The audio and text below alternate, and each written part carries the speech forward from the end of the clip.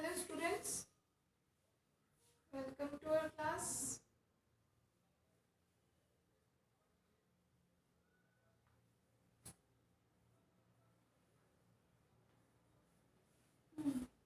So, कैसे हैं आप सब? और गुड, समझ में आ रहा है सब कुछ? थर्मोडायनेमिक्स की क्लास स्टार्ट करते हैं। BSc part second. अब क्या चल रहा है हमारा? स्टैटिकल, ठीक है ना? Thermo and statistical.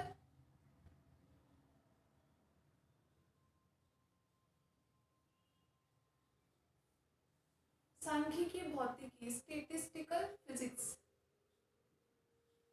सांख्यिकी, भौतिकी, ठीक है? Unit second.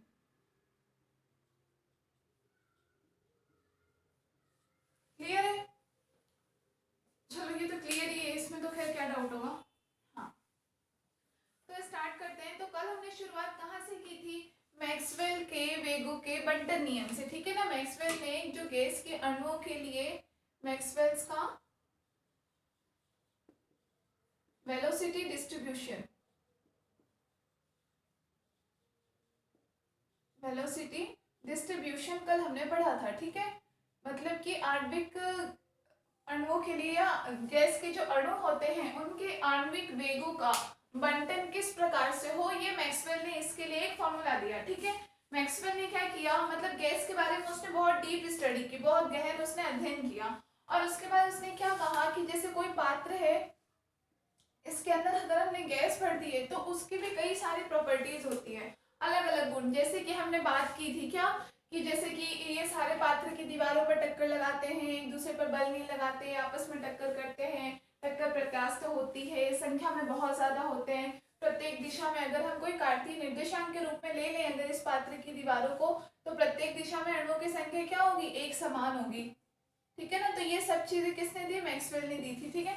इस तरीके से काफी। तो इसने कहा कि हर दिशा में जितने भी वेग जाएंगे उनका, सॉरी, जितने भी अणु जाएंगे उनका वेग क्या होगा, ठीक है? तो उसके लिए उसने एक नियम दिया। उसने ये कहा कि किसी भी दिशा में जो भी निश्चित मात्रा में क्या जा रहे अणु जा रहे हैं, या जो भी, अगर हम किसी एक दिशा में जैसे एक्स अक्ष ले लें, वाई अक्ष ले लें, जेड अक्ष ले लें, कुछ भी ले लें, तो उसने क्या कहा कि जैसे इन अणुओं का जो वर्ग माध्य मूल वेग होगा और उन अणुओं की संख्या जो कि निश्चित वेग के परास में है, ठीक है ना? कुछ एक वेग की लिमिट, जैसे हमने क्या ली थी? bx से bx प्लस dvx के बराबर लिमिट ली थी, bs से bx प्लस dvx, कुछ भी लिमिट, x अक्ष की लिमिट थी, ऐसे y अक्ष की थी, ऐसे z अक्ष की थी।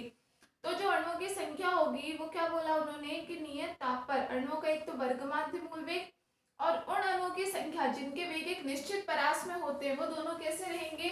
नियत रहेंगे, ठीक है? तो उस दिन हमने क्या, कल हमने निकाला क्या था? एक तो हमने निकाला था dn, अणुओं की संख्या कितनी होगी। क्लियर है? हर दिशा में अणुओं की संख्या में, क्योंकि अगर परिवर्तन हो रहा है इसलिए हमने dn के रूप में लिया था, तो हमें मान भी dx dy और dz के रूप में मिला था, ठीक है? ये 3d एक्सिस के लिए था। अगर सिंपली एक अक्ष के लिए भी हमने लिया था, x अक्ष के लिए हो, y अक्ष के लिए हो या z अक्ष के लिए हो। क्लियर है? दूसरी चीज हमने ली थी कि अगर dn अपॉन n कर दे तो ये मान किसके बराबर होता है? प्रायिकता के बराबर, pn के बराबर, ठीक है? पी एन डी एन कह सकते हो या इसको पीवी डीवी भी कह सकते हो। ये क्या होती है? प्रायिकता, प्रति अणु, ठीक है ना? तो ये क्या कहलाती है? हमारी प्रायिकता। तो हमने उस दिन दोनों के मान निकाले थे। क्लियर है? हमने 3D के लिए, तीनों अक्षों के लिए भी निकाला था, और साथ के साथ हमने किसके लिए? सिर्फ एक्स अक्ष के लिए, वाई अक्ष के लिए या जेड अक्ष के लिए भी निकाला था, है ना? और हमने एक उसका जनरल फॉर्मूला भी देखा था, ठीक है? तो हमारे पास जो फाइनल मान आया था वो क्या आया था? डेरिवेशन थोड़ी लंबी थी लेकिन इजी थी, है ना? क्यों? क्योंकि उसमें कुछ भी आपको सॉल्व तो एक तरीके से करना ही नहीं था। भाई फिर से इंटीग्रेशन के मान हमने देखे थे कि वो सब क्या आ रहे थे? गाउसियन इंटीग्रेशन थे।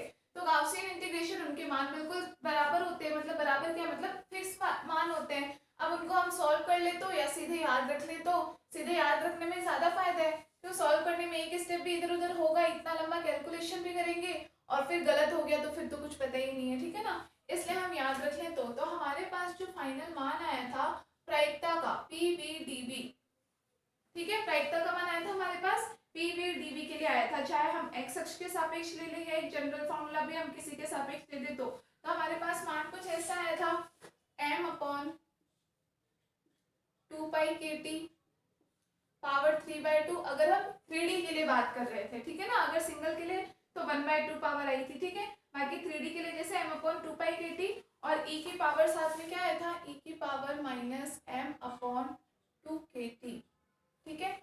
इनटू में हमारे पास आया था vx² plus vy² plus vz² into में dvx dvy और dvz।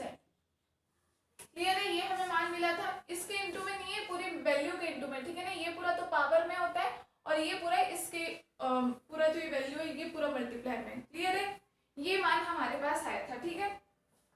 अब ये मान हमने किस स्थिति में लिया था, हमने शुरुआत में ही डायग्राम बनाया था क्या, कि कुछ इस प्रकार का अगर हमारे पास कोई पात्र है तो हमने उस पूरे पात्र के लिए बात की थी, ठीक है ना, कि उसमें कणों की संख्या प्रत्येक दिशा में कितनी होगी। अगर हम इसको अक्षों के रूप में ले लेते हैं कि ये हमारा मान लिया x अक्ष है, y अक्ष है और z अक्ष है, तो प्रत्येक दिशा में हमने बात की थी। तो ये एक प्रकार से किसके मतलब एक तरह से हमने लीनियर इसी x अक्ष के सापेक्ष, y अक्ष के सापेक्ष या z अक्ष के सापेक्ष एक लीनियर बात की थी। तो हमारे पास इक्वेशन आई थी ये, ठीक है।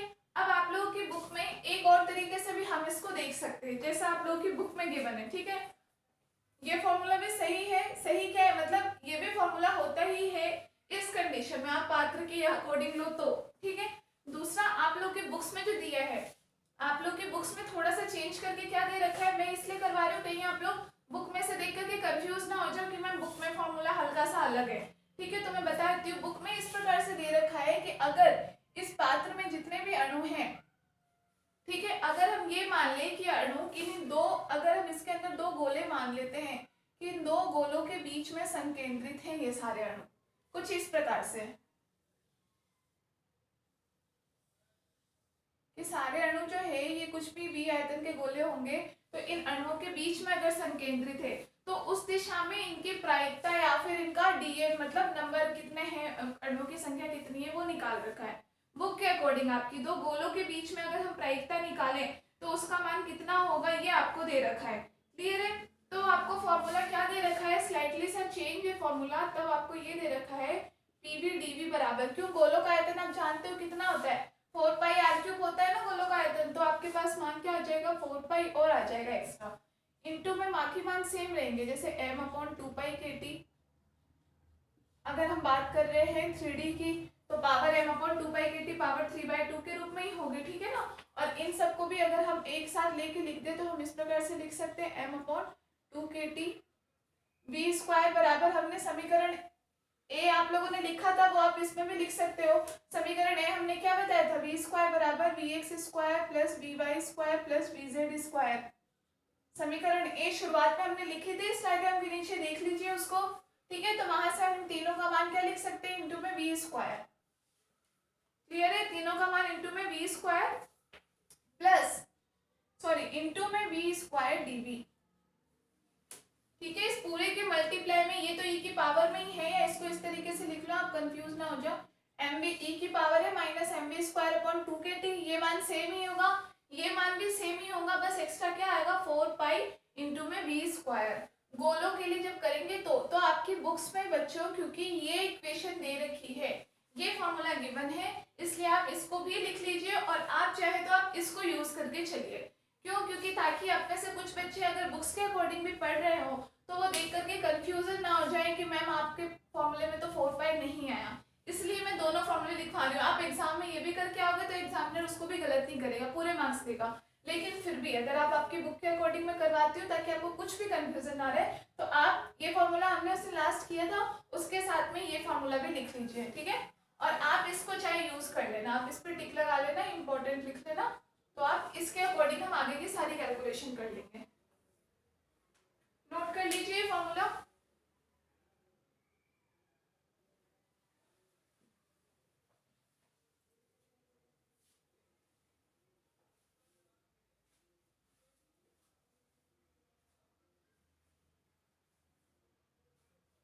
ठीक है। तो यहाँ से ये तो समझ में आ गया, ये फॉर्मूला हमारा दो गोलों के बीच में उस अकॉर्डिंग होता है। अब मेन काम क्या है, अब हमें देखना है कि हम इन दोनों में ग्राफ बना करके देखते हैं इसकी जो प्रायिकता है और वेग है, इन दोनों में ग्राफ कैसा होता है, ठीक है ना। चाहे आप इससे बनाओ चाहे इससे बनाओ, कुछ भी हम ध्यान रखना। एक बार फिर से मैं रिपीट कर दूं, आगे सारी कैलकुलेशन मैं आपको इस फॉर्मूले के अकॉर्डिंग ही करवाऊंगी, क्योंकि आपकी बुक्स में यही दे रखा है, तो ताकि आपको कुछ भी कंफ्यूजन ना रहे। क्लियर है, ठीक है। तो हम ये फॉर्मूला हमने ले लिया। अब हमें किसमें, प्रायिकता में और वेग, इन दोनों का हमें ग्राफ देखना है कि इन दोनों में क्या वेरिएशन हो रहा है। क्लियर है, तो हम देखते हैं यहाँ ग्राफ। प्रायिकता को हम क्या लिख सकते हैं, डी एन वी बटे में डीवी, या बटे में एन वी के रूप में लिख लो। डी एन बटे में एन होता है ना, सॉरी, बटे में एन वी। डी एन बटे में एन होती है प्रोबेबिलिटी। क्लियर है, और इधर हम क्या ले लेते हैं, वी, वेग के साथ में। ठीक है, अब इन दोनों में ग्राफ का क्या है, देखो आप यहाँ पे फॉर्मूले में सब लोग पहले यहाँ देखेंगे। यहाँ देखिए आप, आपके पास क्या आ रहा है, ये जो प्रायिकता है ये डायरेक्टली प्रोपोर्शनल वी स्क्वायर भी आ रहा है, वी स्क्वायर के समानुपाती है ना। इधर देखो आपके पास ये पी वी डी वी समानुपाती किसके आ रहे हैं, वी स्क्वायर के आ रहे हैं, यहाँ से क्लियर है। साथ ही में ये एक और चीज किसके समानुपाती आ रहा है, समानुपाती आ रहा है ई की पावर माइनस वी स्क्वायर। आप ये m/2 के टी, ये पूरा तो कांस्टेंट है, इसको तो हम छोड़ते हैं। हमें अभी सिर्फ किन दोनों में रिलेशन देखना है, प्रोबेबिलिटी में और वेलोसिटी में। वेग में क्या है, क्योंकि हम ग्राफ से वेग के साथ बना रहे हैं, ठीक है। तो एक तो वी स्क्वायर के तो समानुपाती आ रहा है, और एक किसके समानुपाती आ रहा है, ई की पावर माइनस वी स्क्वायर के। ये दो रिलेशन आपको दिख रहे हैं इस फॉर्मूले से, क्लियर है। इस दोनों रिलेशन का मतलब क्या हुआ, directly proportional to v square होने का मतलब तो क्या हुआ कि जैसे जैसे v का मान बढ़ता जाएगा पीवी डीवी का मान भी क्या होता जाएगा, कम होता जाएगा। ठीक है, इसमें वी स्क्वायर अपॉन में के टी भी लगाओ, ठीक है, के और टी का मान। ठीक है, के अगर आप छोड़ भी सकते हो, के कांस्टेंट है, लेकिन टी तो हो सकता है, टी का मान हम अलग अलग चेंज कर सकते हैं, ठीक है ना। तो यहाँ से तो मतलब क्या हो रहा है कि डायरेक्टली v के प्रोपोर्शनल, मतलब v का मान जैसे जैसे बढ़ेगा प्रायिकता का मान भी बढ़ेगा। ठीक है, दूसरी चीज आपके साथ क्या आ रही है, e की पावर माइनस वी स्क्वायर।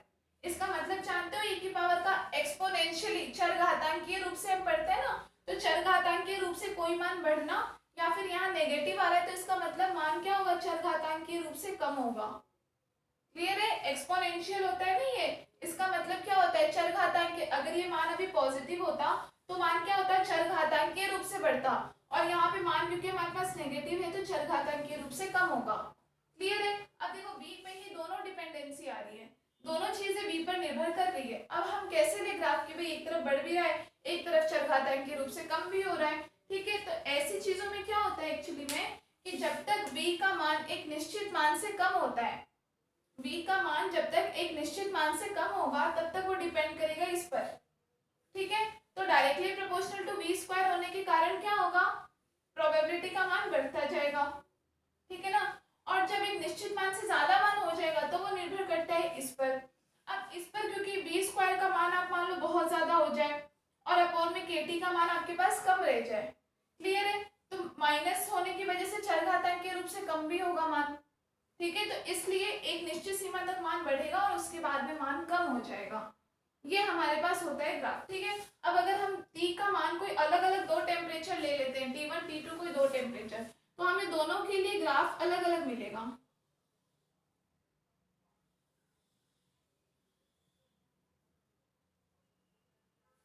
हमें ये दो पीक मिलेगी, दो पीक मिलेगी दोनों अलग अलग के लिए। जैसे मान लिया ये हमें T2 के लिए मिल रही है, या हमें T1 के लिए मिल रही है, जहां पे T1 ग्रेटर देन होगा T2, ये ग्राफ मिलेगा हमें। T1 ग्रेटर देन T2 होने का मतलब समझ गए आप, T किस पे निर्भर कर रहा है, e की पावर माइनस पर डिपेंड कर रहा है। मतलब जब तक इस T का मान ज्यादा होगा, T का मान अगर ज्यादा होगा, नेगेटिव होने की वजह से क्या होगा, ये मान तो उल्टा होकर के कम हो जाएगा, इसलिए ज्यादा वाले के लिए पीक हमें कम छोटी मिल जाएगी। ठीक है, और T2 का मान जहाँ कम होगा लेकिन नेगेटिव होने की वजह से उल्टा होकर ये मान क्या हो जाएगा, ज्यादा हो जाएगा, इसलिए T2 के लिए हमें पीक ज्यादा मिल जाएगी। क्लियर है, तो ये आपको ग्राफ मिलता है प्रोबेबिलिटी और वेग में, प्रायिकता और वेग में। समझ में आ गया, एक बार फिर से देख लो, जिनको समझ में नहीं आया वो ग्राफ इंपॉर्टेंट है, इसलिए बाद में नहीं बोलना, एक बार में मैसेज कर देते हो कि मैम समझ में नहीं आ रहा। देखो फिर से बताती हूँ मैं, हमें क्या करना है, ये हमारे पास फाइनल हमारे पास प्रायिकता का मान आया, किसके लिए? आणविक वेगों की प्रायिकता का मान आया, इसलिए v पर निर्भर कर रहा है मान। ठीक है, हमें प्रायिकता और वेग इन दोनों में हमें आलेख खींचना है, ग्राफ खींचना है कि हमें क्या मान मिलता है इसका। ठीक है, तो हम यहाँ फॉर्मूले से देख सकते हैं कि पीवी डीवी दो रिलेशन आ रखे हैं हमारे पास, दो रिलेशन हमारे पास क्या रखे हैं, ये दोनों। एक तो पीवी डीवी डायरेक्टली प्रोपोर्शनल हो रहा है वी स्क्वायर के समानुपाती है, वी स्क्वायर के प्रायिकता का मान वेग के स्क्वायर के समानुपाती है, पहली चीज। दूसरी चीज हमें क्या मिल रही है कि e की पावर में भी तो आ रहा है v, e की power minus v square upon k T के रूप में आ रहा है हमारे पास। ठीक है, अब e की पावर वी स्क्वायर, ये ग्राफ तो आप सबको भी मुझे पता है आता होगा कि भाई डायरेक्टली प्रोपोर्शनल टू है वी स्क्वायर के, इसका मतलब जैसे जैसे वेग का मान बढ़ेगा प्रायिकता का मान भी बढ़ेगा। ठीक है, इतना तो आता होगा, इसमें किसी को कोई कंफ्यूजन नहीं होगा। ठीक है ना, तो ये बात तो सही है भाई कि एक निश्चित मान तक इसका मान हमारे पास बढ़ता जाएगा। उसके बाद लेकिन एक्सपोनेंशियल पे डिपेंड कर रहा है, इसका मतलब क्या होगा, यहाँ तक का जो हम बात कर रहे हैं, जहां तक मान बढ़ रहा है, ये मान तो यहाँ पर तो क्या है, पीवी टीवी आपका लिख लेना प्रोपोर्शनल टू है v square, PV DV proportional to v square के लिए है ये मान, जहां तक ये मान बढ़ रहे हैं। क्यों? क्योंकि इनके अकॉर्डिंग जैसे जैसे वेग का मान बढ़ेगा प्रायिकता का मान भी बढ़ता जाएगा। ठीक है, उसके बाद में ये जो डिक्रीज हो रहा है, यहाँ से जो आगे कम हो रहा है, ये किस पे प्रोपोर्शनल है, ये प्रोपोर्शनल है e की पावर माइनस वी स्क्वायर बटे के टी। इस पर निर्भरता के कारण आगे जाकर के ये मान क्या हो रहे हैं, कम हो रहे हैं दोनों के। समझ गए? Minus m we square upon two के टी पूरा लिख लो, चाहे डायरेक्टली प्रोपोर्शनल e की power minus v square upon k T. ध्यान रखना, इसमें कंफ्यूज मत हो जाना कि मैम आपने m अपॉन टू क्यों छोड़ दिया। छोड़ा नहीं है, हमें मेन तो ये देखना है, इसलिए आप चाहो तो इसको पूरे को लिख लो, M we square upon two के टी, उससे कोई फर्क नहीं पड़ना। ध्यान बस क्या देना है, वी स्क्वायर पे निर्भरता की वजह से आधे मान तक ग्राफ हमारा बढ़ेगा, आगे इस एक्सपोनेंशियल पर निर्भरता की वजह से मान क्या चरघातांक के रूप से कम हो जाएगा। ठीक है, दूसरी चीज आती है कि टेम्परेचर का यहाँ पे मैम क्या गड़बड़ है, आपने बोला T1 का मान ज्यादा है तो ये पीक ऊपर आनी चाहिए थी ना। ठीक है, लेकिन T का मान निर्भर किससे कर रहा है, e की power minus v square upon k T. T जो है अपॉन में आ रहा है और साथ में माइनस और दे रखा है। अब आप ये देखो जैसे कि v का मान, क्योंकि भाई देखो यहाँ तक तो जैसे इन दोनों की हम बात करें, ये है चाहिए, यहाँ तक तो v का मान कम है, जहाँ कम हो रहा है वहां पर v का मान हमारे पास ज्यादा आ रहा है। ठीक है, इसका मतलब v का मान होगा कुछ ज्यादा। अब उसमें मान लो हम किसका भाग दे रहे हैं, T1 का भाग दे रहे हैं, T1 ज्यादा मान है। ठीक है, T1 का मान भी हमारे पास ज्यादा है, इसमें हम डिवाइड करेंगे, मतलब वैल्यू क्या आएगी, कुछ भी भाई वी स्क्वायर हो जाएगा, वी का मान बहुत ज्यादा हो जाएगा इसका मतलब। ठीक है ना, तो वी का मान T1 से भी बहुत ज्यादा हो जाएगा, क्योंकि वी का तो स्क्वायर है, T1 तो खुद ही है T1। अब इसका आप डिवाइड करोगे तो बहुत ज्यादा में कम का भाग दोगे तो आपको पता है कि मान आपके पास ठीक ठाक आ जाएगा। जैसे कि हम 1000 में 10 का भाग दें तो हमारे पास मान क्या हो जाएगा, 100 हो जाएगा। क्लियर है, हमने मान लिया कि ज्यादा मान 1000 है और बटे में टी का मान 100 है, तो हमारे पास मान कितना आ जाएगा, सॉरी 10 है, तो हमारे पास मान कितना आ जाएगा, 100। क्लियर है, लेकिन साथ में आगे माइनस भी तो दे रखा है। माइनस का मतलब क्या होता है, एक तरह से आप उसको उल्टा कर दो, मतलब माइनस 100 को आप इस तरीके से लिखते हो, बराबर में प्लस 1/100 लिख सकते हो। ठीक है, अब 1/100 लिखते ही ये मान क्या हो गया, बहुत कम हो गया, 0.001 हो गया। इसीलिए T1 के लिए पीक हमारे पास छोटी, जबकि T2, अब T2 का मान यहाँ पे क्या होगा, T2 खुद यहाँ पे कम होगा। ठीक है, तो T2 मान लो आपने यहाँ पे और भी कम, जैसे 2 से भाग दे दिया आपने, तो आपके पास 2 का भाग आपने 1000 में दे दिया, तो आपके पास कितना मान बच जाएगा, 500 बच जाएगा। क्लियर है, अब लेकिन यहाँ पे माइनस 500 है, अब माइनस आप 1/500 कर दो तो मान इससे तो आपका ज्यादा आ जाएगा ना, इसीलिए T2 के लिए मान आपका बढ़ जाएगा। ये होता है इसका ग्राफ, प्रायिकता बंटन फलन का ग्राफ। आपका जब क्वेश्चन आएगा तो आपको पूरा यहाँ तक सॉल्व करने के बाद में ग्राफ जरूर बनाना। इसको नहीं बनाने की, बनाने से बस ये होगा एग्जामिनर खुश होगा, लेकिन नहीं बनाओगे तो हो सकता है इसके नंबर जरूर काट लेगा। ठीक है ना, इसलिए। और कई बार तो ऐसा भी होता है आपके 1 नंबर वाले क्वेश्चन में भी आपके दे देते हैं कि प्रायिकता वितरण फलन के लिए आलेख खींचिए, दे दें अगर। ठीक है ना, तो ये आपका ग्राफ बना लो।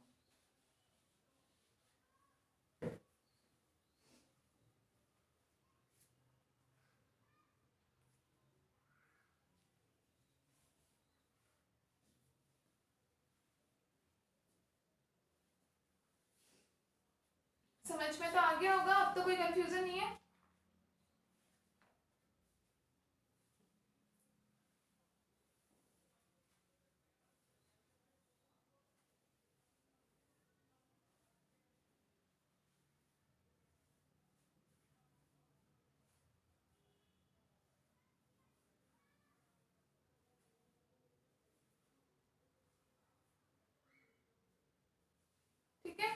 चलिए अब नेक्स्ट टॉपिक पे चलते हैं। अब हमें क्या करना है, मैक्सवेल ने जो ये वितरण फलन दिया है इसके कुछ अनुप्रयोग देखने हैं।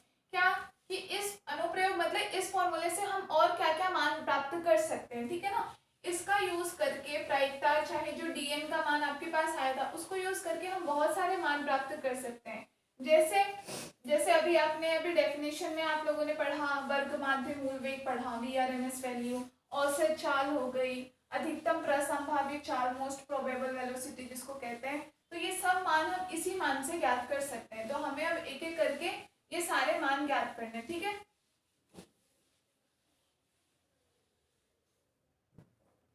चलिए तो सबसे पहले आप लोग हेडिंग डालिए, मैक्सवेल बंटन फलन के अनुप्रयोग।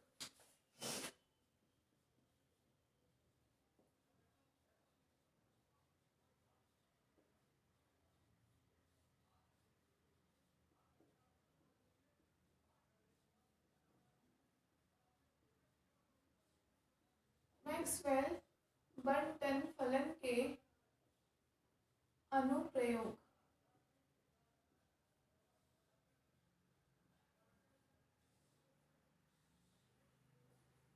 ठीक है, तो सबसे पहले हम क्या देखते हैं, सबसे पहले नंबर पे हम पढ़ते हैं औसत चाल। फर्स्ट प्रयोग इसका डालो, औसत चाल।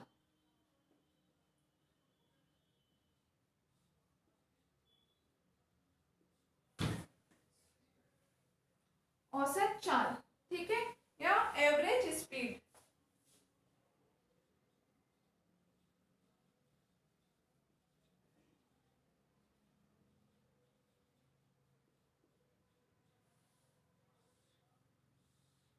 औसत चाल या एवरेज स्पीड, ठीक है। अब यहाँ से आप लोग थोड़े अपने कान और आंखें अपना थोड़ा खोल करके देखना और हाथों को फटाफट चलाना, क्योंकि थोड़ी सी कैलकुलेशन है, ठीक है ना। मैं तो यहाँ करूंगी कैलकुलेशन, साथ के साथ आपको भी कॉपी में करना है। क्यों? क्योंकि ये जो चीजें अब अगर अपन आगे पढ़ने जा रहे हैं ये बच्चों आपके एग्जाम में आते हैं, इसमें न्यूमेरिकल्स भी आते हैं। अब या तो क्या होगा, आप या तो फायदे वाली चीज ये होगी कि आप डायरेक्टली इन सबकी वैल्यूज याद कर लो। क्लियर है ना। अभी लास्ट में जैसे औसत चाल का जो मान आएगा या वर्ग माध्य मूल वेग का जो मान आएगा, या तो आप उन मानों को सीधे याद कर लो डायरेक्टली, ठीक है ना। अगर याद नहीं कर पाते हो, क्योंकि एक छोटी सी मिस्टेक, टी ऊपर की जगह नीचे हो गया, फॉर्मूला गलत हो जाएगा, ठीक है ना। अगर याद नहीं कर पाते हो तो क्या करना होगा, आपको एग्जाम में सॉल्व करना पड़ेगा, और सॉल्व करने के लिए इसमें है कैलकुलेशन। तो बेटर होगा कि एक एक बार एटलीस्ट आप लोग अभी मेरे साथ साथ आप लोग भी कैलकुलेशन खुद कॉपी में करें, ठीक है, ताकि आपको समझ में आ जाएगा कहाँ हम मिस्टेक कर रहे हैं, कहाँ हमसे कैलकुलेशन नहीं हो पा रही है, ताकि अपन दोनों तरीके से रेडी रहें कि एग्जाम में याद रहा मान, ठीक है, नहीं याद रहा तो हमें सॉल्व करना आता है, हम सॉल्व कर लेंगे, ठीक है ना। तो हाँ, तो आप लोग साथ के साथ अपनी फेयर कॉपी में तो लिखिए, रफ कॉपी में पहले सॉल्व करने की कोशिश कीजिए, और नहीं हो तो फिर यहाँ से देख करके छाप लेना आप अपनी फेयर कॉपी में, ठीक है।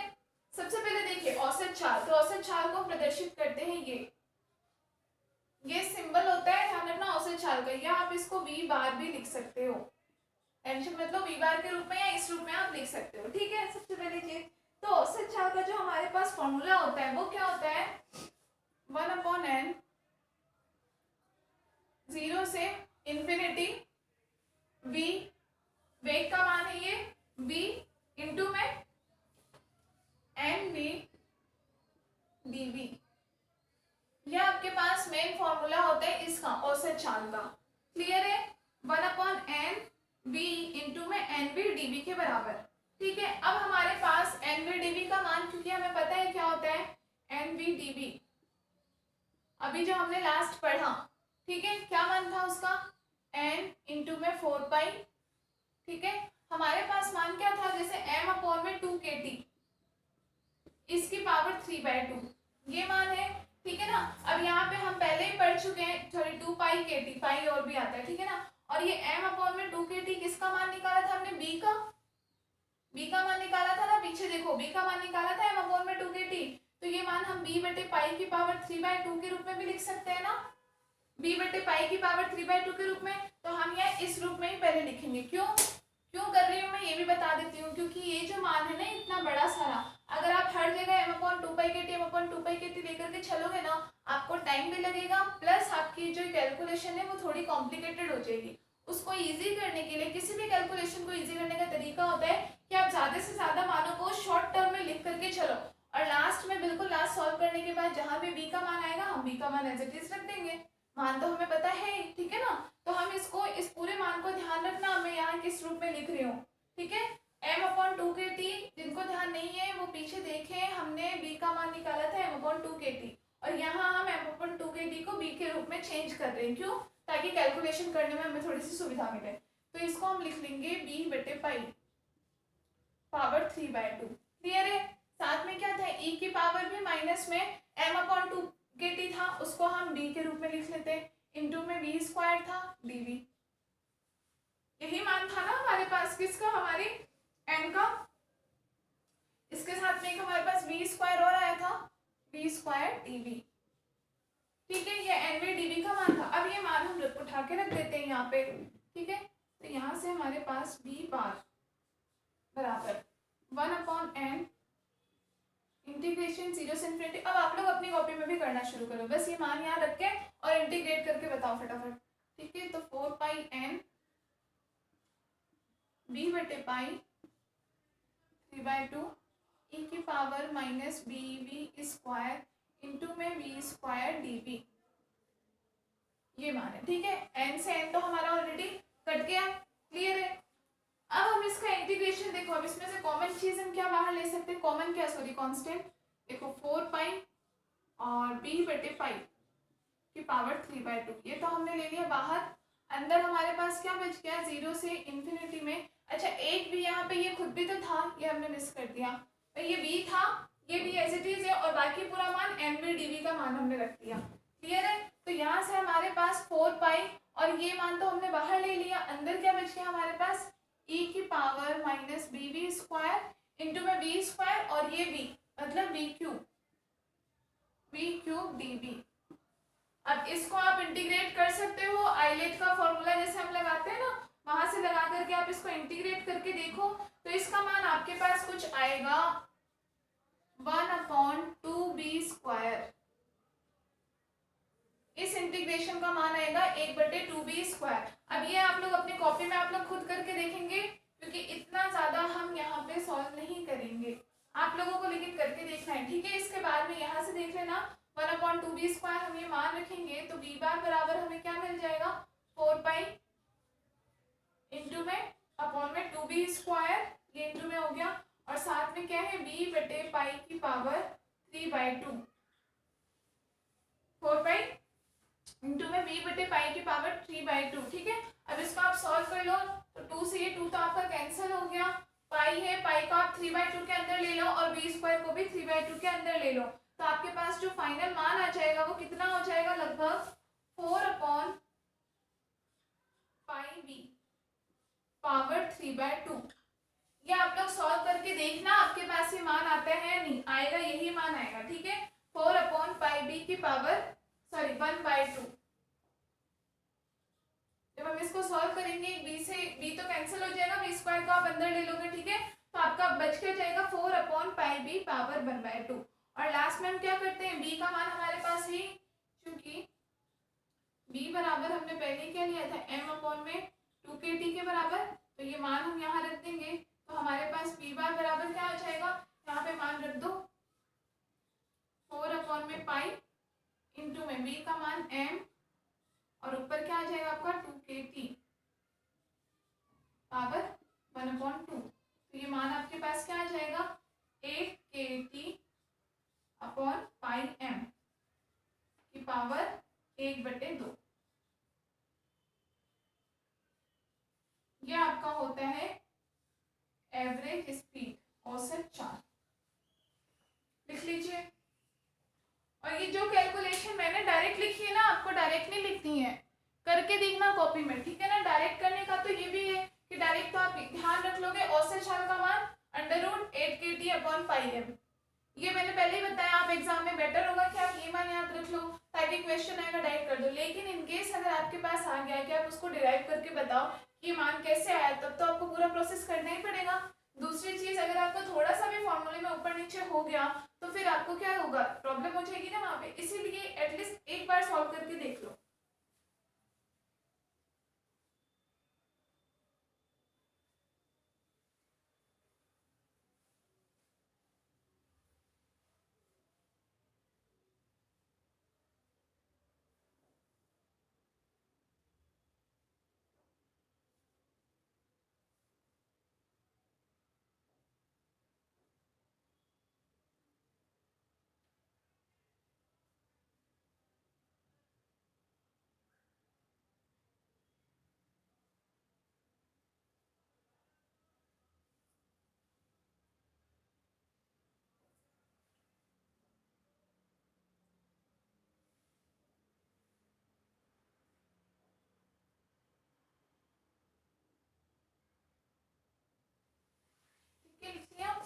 सेकेंड नंबर हम देखते हैं, दूसरा क्या पढ़ेंगे।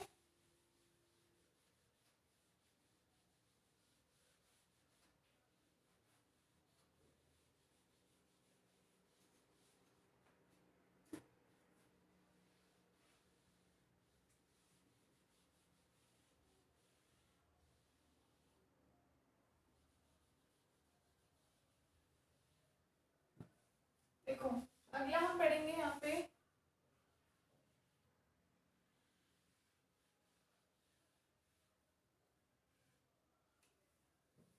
वर्ग माध्य मूल वेग। दूसरा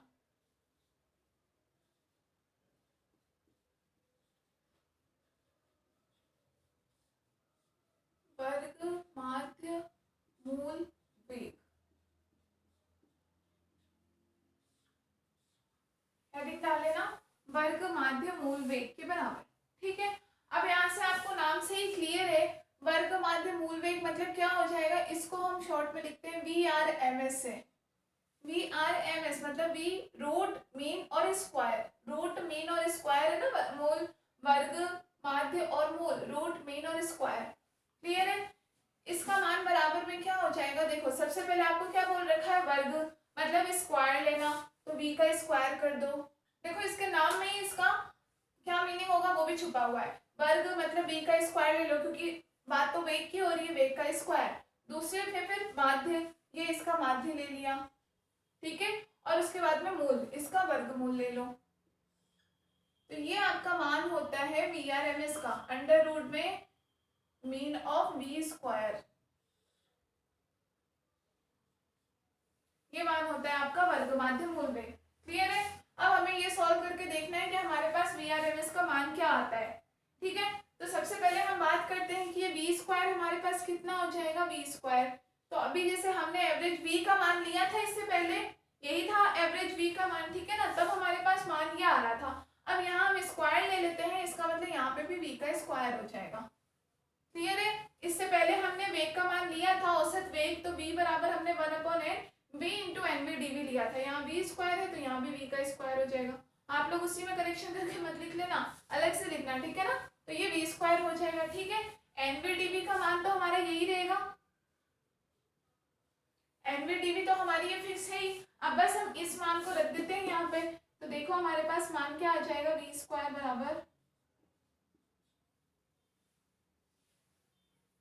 v स्क्वायर का मान कितना हो जाएगा, 1/n 0 से इंफिनिटी। अब यहाँ पे देखो इसका मान हमने रख दिया 4πn v बटे पाई पावर 3/2 e की पावर माइनस में v स्क्वायर इंटू में ये v स्क्वायर है, ये भी v स्क्वायर है, मतलब कितना हो जाएगा v की पावर 4 इंटू में dv। क्लियर है, n से n कैंसिल, बाहर हमने क्या ले लिया 4π इंटू d अपॉन पाई की पावर 3/2। ये पूरा कांस्टेंट जो भी था हमने बाहर ले लिया, बच क्या गया 0 से इंफिनिटी में e की power minus bv square into में v की पावर 4 dv। अब जैसे हमने पीछे सॉल्व किया था, बस उसमें क्या था, हमारे पास v क्यूब आया था और यहाँ पे बिल्कुल सेम का सेम मान ही आ गया ना। अब इसको सॉल्व करके देखोगे आपके पास मान क्या आता है, ठीक है। इसको सॉल्व करोगे तो आपके पास इस इंटीग्रेशन का मान क्या आ जाएगा, ओनली दिस इंटीग्रेशन, सिर्फ इस इंटीग्रेशन का आपको खुद को सॉल्व करके देखना है, ठीक है ना। इसका मान आपके पास आ जाएगा 3/8 π/v5 पावर 1/2। नेक्स्ट स्टेप में लिख लेना, सिर्फ इसका मान या ब्रैकेट में दे करके लिख लेना, ठीक है ना। सिर्फ इस इंटीग्रेशन का मान हमारे पास आ जाएगा 3/8 इंटू में पाई बटे में v की पावर 5 और पावर 1/2। समझ में आ गया। अब हम ये मान रख देते हैं यहाँ, तो हमारे पास क्या आ जाएगा, देखो 4π v बटे में पाई पावर 3/2, ये मान तो एज इट इज है, इंटू में हमारा ये आ जाएगा 3/8 पाई बटे में v की पावर 5 और होल पावर 1/2। ठीक है, अब इनको सॉल्व कर लो आप, जैसे कि 4 से ये कट गया 2 बार। अब यहाँ पे देखो इन चीजों को आपको सॉल्व करने तो आता होगा ना, इजीली। नहीं आता मैं थोड़ा सा आपको बताती हूँ कैसे। जैसे देखो एक एक चीज को सॉल्व करो। जैसे आपके पास थोड़ा रफ में आप लोग देख लेना, 3/2 यहाँ से बच रहा है, लिख दिया। पाई आगे बच रहा है, एक बार हमने पाई को आगे लिख दिया। सबसे पहले हम बात करते हैं बी की। अब देखो बी की पावर, इस ब्रैकेट को आप ऊपर नीचे खोल दो, बी की पावर 3/2 है, तो ठीक है बी की पावर 3/2 है। दूसरा बी आ रहा है हमारे पास यहाँ पे, बटे में आ रहा है बी की पावर 5, और इसकी होल पावर आ रही है 1/2। बी की पावर 5 को हम ऊपर लेकर के आएंगे तो क्या बच जाएगा, बी की पावर -5 हो जाएगा। बी की पावर 5 को ऊपर लेके आओगे, बी की पावर -5, ठीक है, और इसकी होल पावर है 1/2, मतलब ये मान कितना हो जाएगा, बी की पावर -5/2, ठीक है। तो इसके साथ में आप इंटू कर दो बी की पावर -5/2, ठीक है। ऊपर आकर के ये मान हो जाएगा, आधार समान होता है तो घातें जुड़ जाती है, तो दोनों घातों को जोड़ दो तो बी की पावर कितना हो जाएगा, 3/2 - 5/2, मतलब कितना हो गया, बी की पावर -1। क्लियर है। तो हमारे पास इसके साथ में क्या आ गया, 3/2 पाई बटे में बी, बी आ गया हमारे पास। बी हमने पूरा सॉल्व कर लिया। अब हमारे पास क्या बच गया, पाई। तो एक तो पाई की पावर, ये भी पाई नीचे आ रहा है, ऊपर लाएंगे तो माइनस का 1 और पावर 3/2, मतलब -3/2 हो जाएगा, ठीक है। एक पाई हमारे पास ये बाहर है ही, मतलब पाई की पावर 1 है, ठीक है, और एक पाई हमारे पास ये आ रहा है पाई की पावर 1/2। क्लियर है। इन तीनों को आप सॉल्व करके देख लो तो ये भी 3/2 हो जाएगा और माइनस का 3/2। क्लियर है, मतलब कि पाई का मान आपके पास क्या हो जाएगा, कैंसिल। 1/2 + 1 3/2 और माइनस का 3/2, मतलब पाई की कुल पावर आ जाएगी हमारे पास 0। पाई की पावर हो गई हमारे पास 0। तो कुछ इस तरीके से आप मानोगे, और होल पावर आपके पास 1/2 है ही। इस तरीके से चीजों को सॉल्व करके देखा करो, ठीक है ना। तो आप इसको जब सॉल्व करोगे तो आपके पास फाइनल मान कितना आया, 3/2b। ऐसे पावर को, इसलिए अब ये एक एक छोटी छोटी चीज यहाँ पे अगर मैं करवाऊंगी तो बहुत टाइम लगेगा, इसलिए आप लोग खुद करके देखना जैसे मैंने बताया एज इट इज। तो हमारे पास मान कितना आया, इसके बाद हम देखेंगे b² बराबर हमारे पास मान कितना आया था अभी, 3/2b। यही मान आया था, पाई की पावर 0, ठीक है। ये हमारे पास b² का मान आया है। हमें क्या लेना है, VRMS। तो VRMS बराबर क्या हो जाएगा, अंडर रूट इसका b² का अंडर रूट ले लो, मतलब हम इसे क्या लिख सकते हैं, 3/2b का पावर 1/2, ये आएगी आपकी VRMS। b का मान आप यहाँ पे रख दोगे तो VRMS बराबर क्या हो जाएगा, b का मान कितना होता है, b का मान m/2kT, तो मान रख दो m और अपॉन में 2kT चला जाएगा आपका ऊपर, पूरा पावर इसकी 1/2 है ही, काट दो, 1/2 से 1/2 कैंसिल, आपके पास मान क्या बच गया, 3kT/m पावर 1/2। ये आपके पास मान आ गया VRMS, वर्ग माध्य मूल वेग का मान कितना आ गया, 3kT/m पावर 1/2, या अंडर रूट 3kT/m भी लिख सकते हो। क्लियर है। तो एक तरीके से ये तो पूरा मैंने सॉल्व करवा ही दिया, आपको सॉल्यूशन करने की जरूरत ही नहीं है, समझ में आ गया ना। एक एक पावर को लेकर के सॉल्व किया करो कि पाई हमारे पास, जैसे पाई एक ऊपर आ रहा है, मतलब पाई की पावर 1 आ रही है, एक पाई नीचे आ रहा है, ऊपर लाएंगे तो पहले पाई की पावर -1 होगा, वो -1 मल्टीप्लाई होगा इस 3/2 से, तो पाई की पावर -3/2, और एक पाई यहाँ आ रहा है जिसकी पावर 1/2 है, तो सबका टोटल क्या हो जाएगा, एक नियम आप ध्यान रखना हमेशा, जब आधार समान होता है तो घातें जुड़ जाती हैं, ठीक है। अगर आपके पास b की पावर 1/2 दे रखा है, b की पावर -3/2, b की पावर 5/2, कुछ भी दे रखा है, इन सब की आधार समान है तो ये घातें आपस में जुड़ जाएगी, तो आप इसको एक b की पावर जो भी आ रहा है टोटल करके वो मान आप इसका लिख सकते हो, ठीक है ना। तो उसी के अकॉर्डिंग हम सॉल्व करेंगे। ये अभी हम मान किसका निकाल रहे थे, v² का, ओनली v² के मीन का, और हमें फाइनल मान तो क्या निकाला था, VRMS, जो कि इस मीन के अंडर रूट के बराबर है, तो बस इसका अंडर रूट ले लिया और b का मान रख दिया, नोट कर लीजिए।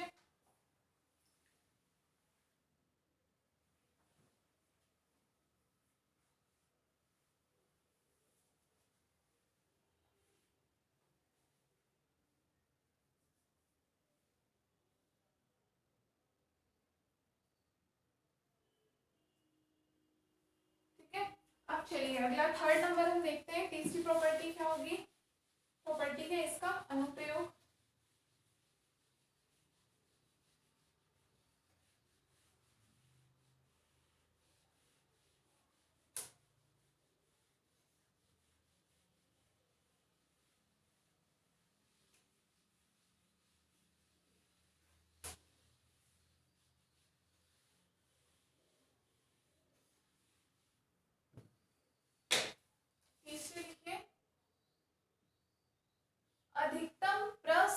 प्रसंभाव्य चाल, अधिकतम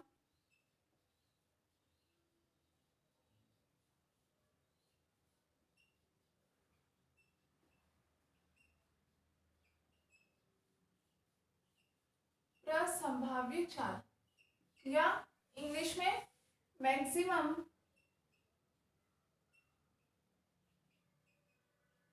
प्रोबेबल स्पीड।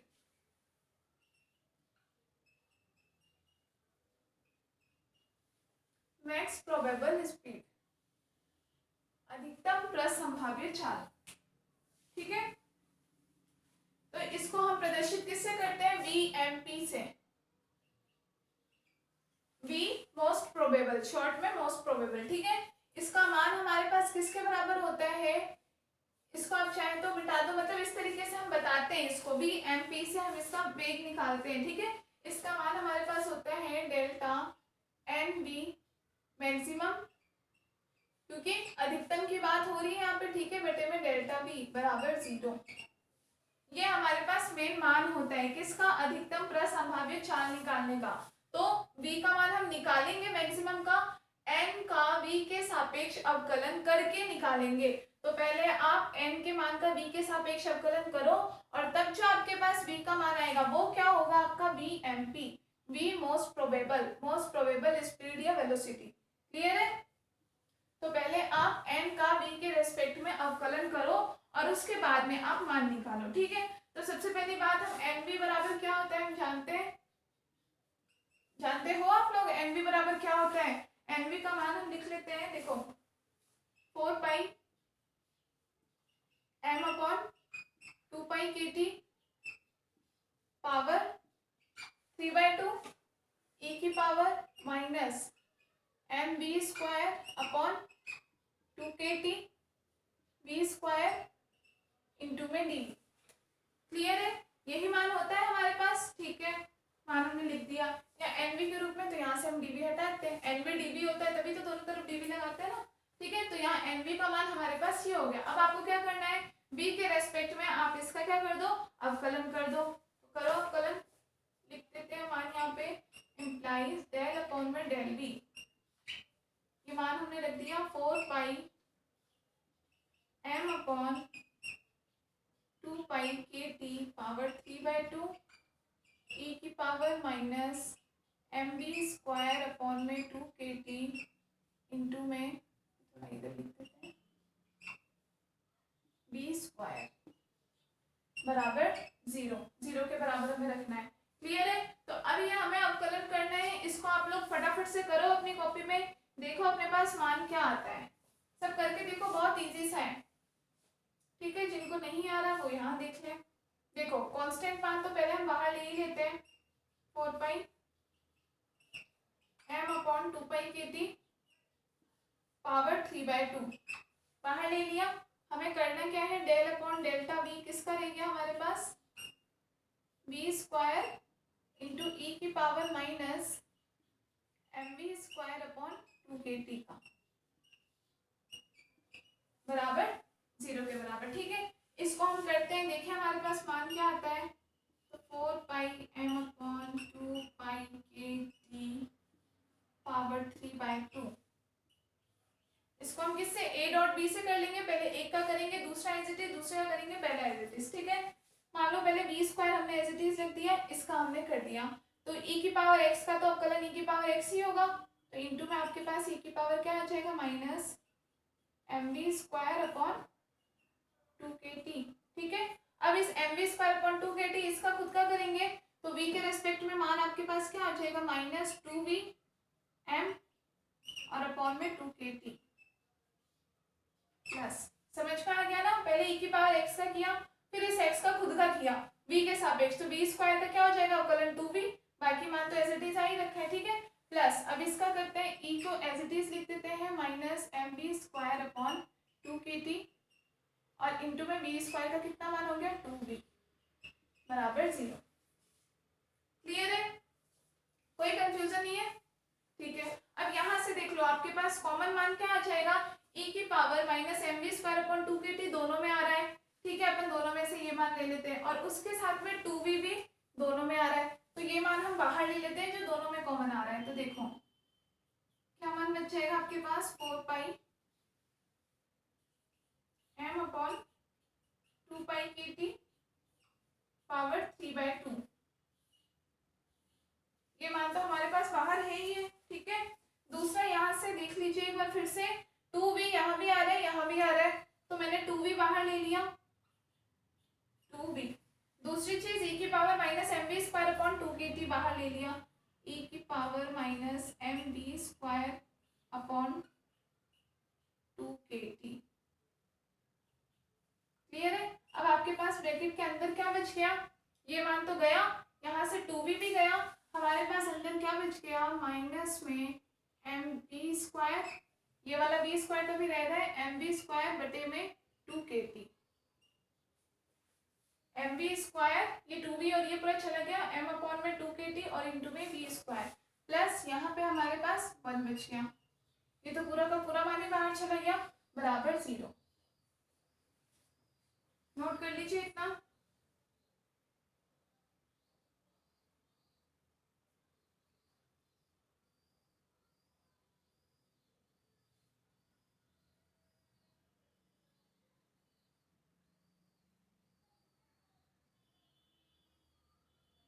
ठीक है, अब हम क्या करें, ये पूरा जो कॉमन मान ले रखा है, इस पूरे को हम बराबर के उधर भेज देते हैं, तो बराबर के उधर 0 है, 0 के पास जाके ये पूरा मान भी 0 हो जाएगा। ठीक है ना, ये बाहर जो भी कॉमन पूरा कांस्टेंट मान हमने लिया, इस पूरे मान को हम बराबर के उधर भेज देते हैं, मतलब 0 में डिवाइड कर देते हैं, बराबर के इधर तो हमारे पास 0 है ना, इस 0 में डिवाइड कर देंगे तो 0 के इधर जाके पूरा मान 0, हमारे पास बच क्या जाएगा, आगे देखेंगे हमारे पास क्या बच जाएगा, 1 minus m b square upon 2 k T बराबर 0। क्लियर है। इस पूरे मान को उठा करके इधर भेज दिया, 0 में डिवाइड कर दिया, पूरा मान हो गया 0, बच गया मान ये, यहाँ से आप क्या लिख सकते हो, एम बी स्क्वायर अपॉन में 2 के टी बराबर 1। ये जो v हमारे पास आया v स्क्वायर, ये v स्क्वायर ही क्या है, v मोस्ट प्रोबेबल वेलोसिटी जो हम ढूंढ रहे हैं, तो आप इसको ऐसे भी लिख सकते हो, v मोस्ट प्रोबेबल स्क्वायर बराबर 0। ये जो हमारे पास मान आया है यही है वो मोस्ट प्रोबेबल। ठीक है, हमें तो इसी का मान निकालना है, तो इसका मान क्या हो जाएगा, v मोस्ट प्रोबेबल स्क्वायर बराबर 2 के टी अपॉन एम, और v मोस्ट प्रोबेबल बराबर under root 2 k T upon M. ये आपके पास मान किसका आ गया, अधिकतम प्रसंभाव्य चाल का। लिख लीजिए।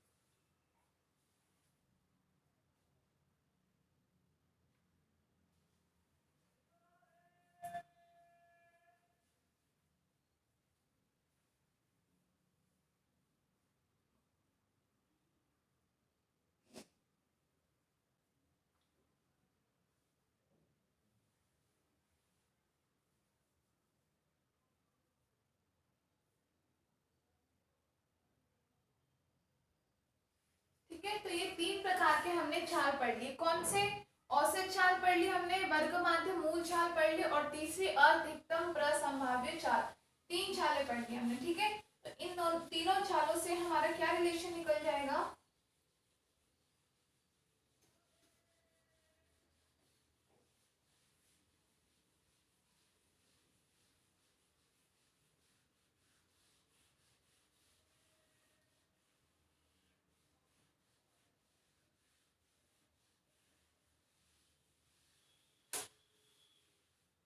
नोट देखिए लिखेंगे।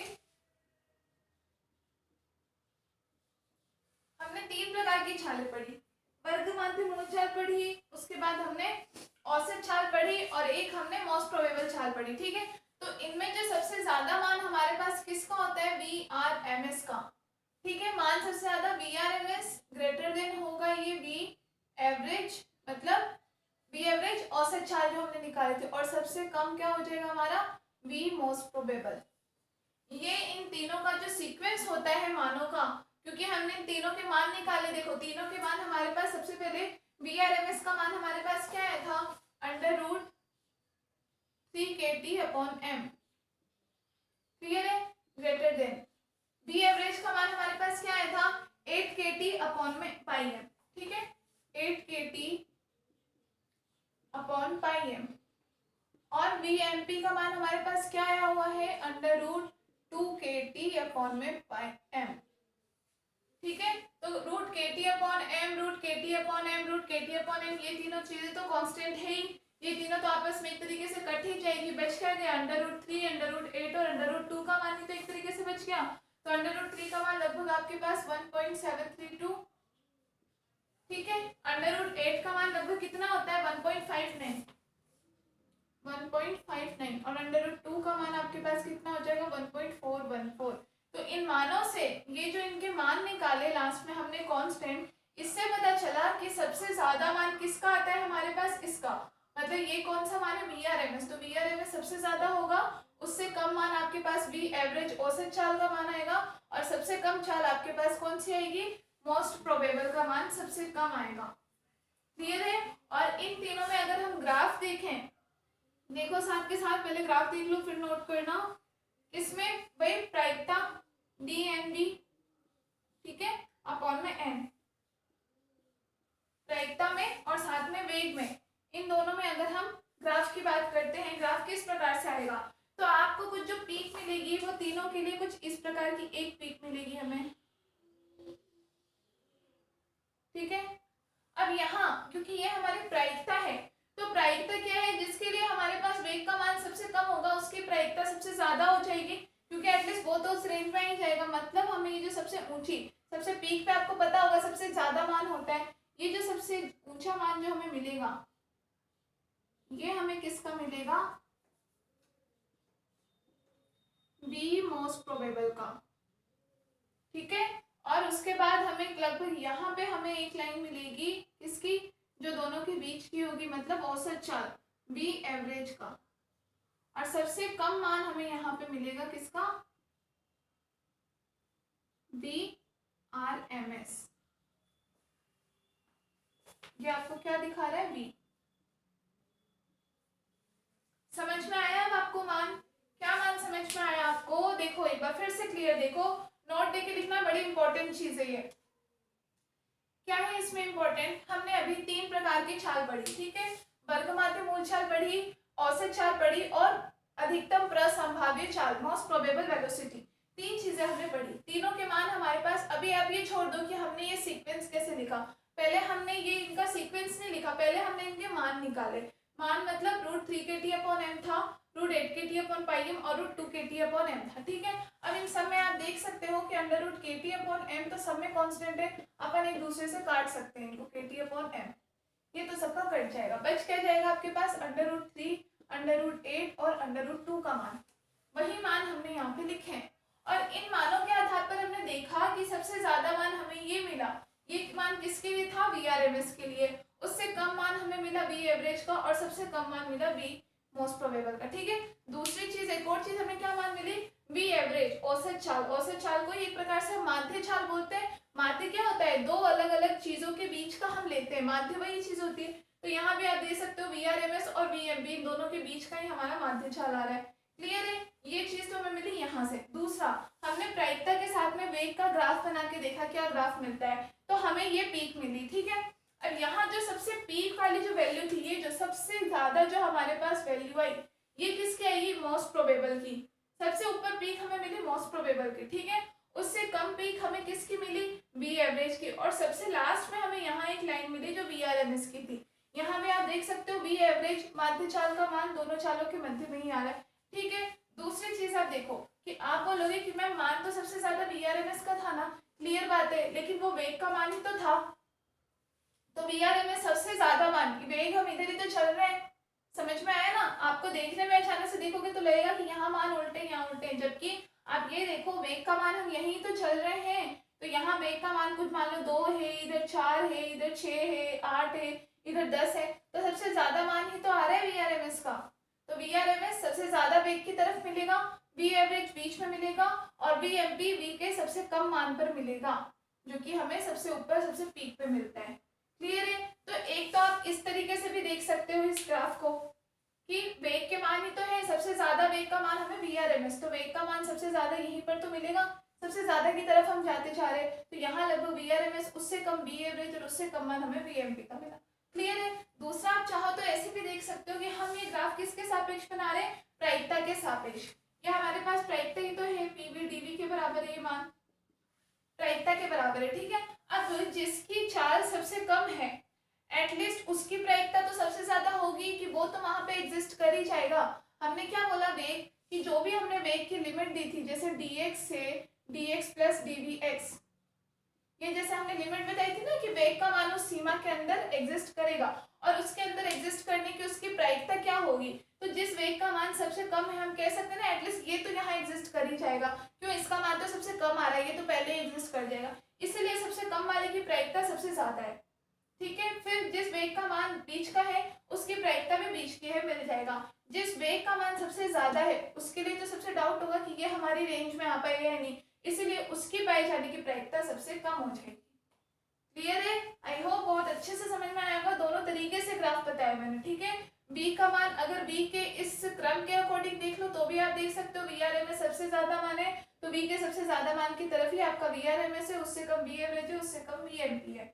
क्लियर है? दूसरा प्रायिकता के साथ में ग्राफ है, तो प्रायिकता के साथ भी आप देख सकते हो, सबसे कम जिसका वेग होगा उसकी प्रायिकता सबसे ज्यादा होगी, तो यहाँ सबसे ज्यादा प्रायिकता है, देखो आप, उससे कम बीच का जिसका वेग होगा उसकी प्रायिकता भी पाए जाने की बीच की होगी, उस सीमा में बीच का है, सबसे वेग जिसका सबसे ज्यादा होगा उसकी प्रायिकता सबसे कम होगी, ठीक है, उसकी प्रायिकता सबसे कम आएगी। क्लियर है? बना लीजिए ग्राफ।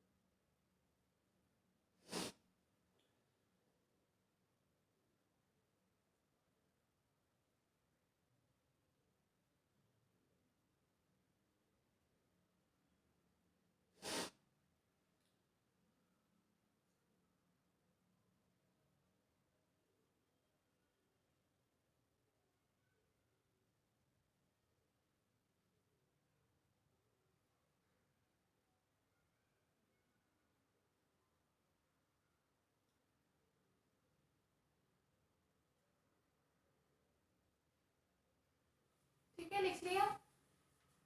तो ये आपका एक टॉपिक हो गया कंप्लीट कि ऊर्जा फलन, ऊर्जा वितरण फलन और उसके जो भी आपके अनुप्रयोग थे वो। ये अनुप्रयोग आपके किससे रिलेटेड आए, चाल से रिलेटेड, वेग से रिलेटेड अनुप्रयोग। अब हम ये अनुप्रयोग देखेंगे ऊर्जा से रिलेटेड कैसे होंगे, कि भाई अभी तक तो मतलब एक तरीके से हम क्या कहें कि अभी तक तो हम सिर्फ अणुओं के वेग की ही बात कर रहे हैं। अब हम बात करते हैं कि उन अणुओं की कुछ ना कुछ ऊर्जा भी तो होगी, भाई गैस के अणु है तो उनकी ऊर्जा तो होती ही होती है, तो अब उनकी ऊर्जा क्या होगी, ऊर्जा पे ध्यान गया, ठीक है। तो ऊर्जा के बारे में देखते हैं हम क्या मान आते हैं हमारे पास। तो हेडिंग डालिए ऊर्जा बंटन फलन।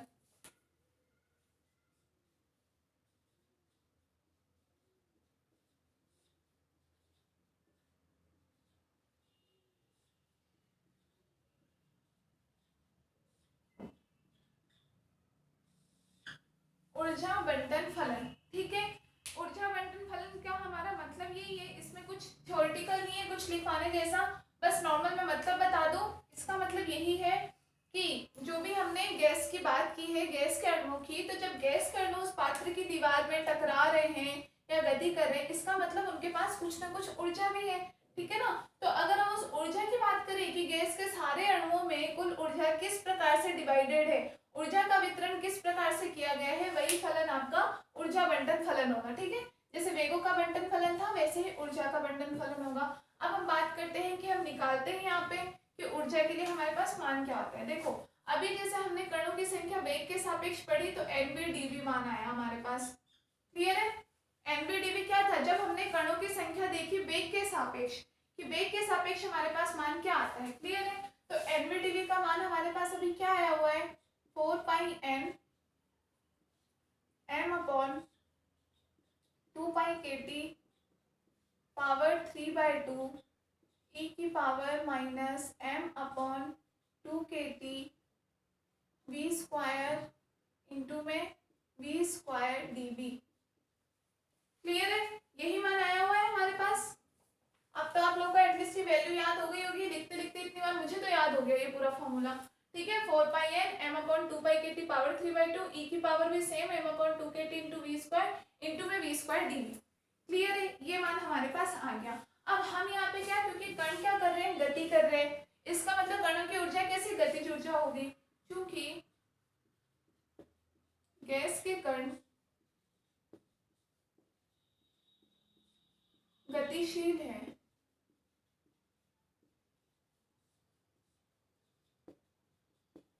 अतः गतिज ऊर्जा उनकी कितनी हो जाएगी,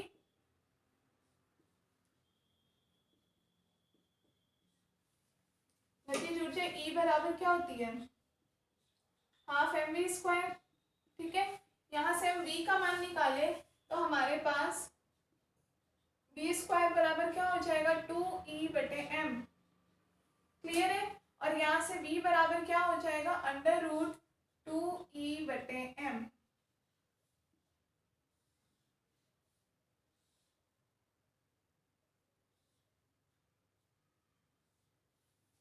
ठीक है, V का मान हमें मिल गया। अब V का मान हम रख देते हैं इस मान में, एनवीडीवी के मान में हम क्या करते हैं, V का मान रख देते हैं। तो यहाँ V का मान अब हम ऊर्जा के रूप में रख रहे हैं, तो अब जो हमें फलन मिलेगा वो ऊर्जा के लिए मिलेगा, मतलब अब हमें क्या मिलेगा, ये NEDE मिलेगा।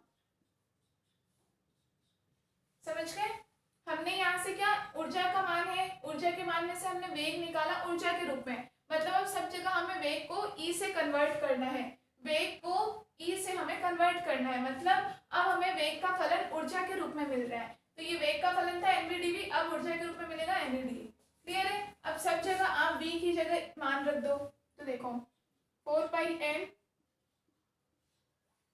ये तो कांस्टेंट है as it is, m upon 2 pi के टी पावर 3/2। यहाँ तक में कुछ दिक्कत नहीं है। E की पावर देखते हैं minus m upon 2 k T v square का मान यहाँ से क्या है, 2E/m, तो इंटू में हमने रख दिया ये 2E/m। क्लियर है, वी स्क्वायर का मान इंटू में डॉट, यहाँ पे आपका क्या मिल रहा है, वी स्क्वायर, अच्छा हाँ, वी स्क्वायर का मान यहाँ पे रख दो आप 2E/m। ठीक है, ये मान आ गया। इंटू में आपके पास यहाँ पे dv आ रहा है, तो यहाँ v से आप एक चीज और निकाल लेना, dv का मान। ये मैं यहाँ निकालना पहले भूल गई, देखो यहाँ से हम dv निकाल लेंगे, dv निकालोगे तो मान आपके पास क्या आ जाएगा, कांस्टेंट है √2/m, ये तो एज इट इज आ जाएगा, इंटू में आपके पास क्या आ जाएगा 1/2 √e, ये मान आ जाएगा एक तरीके से √2/m dv बराबर।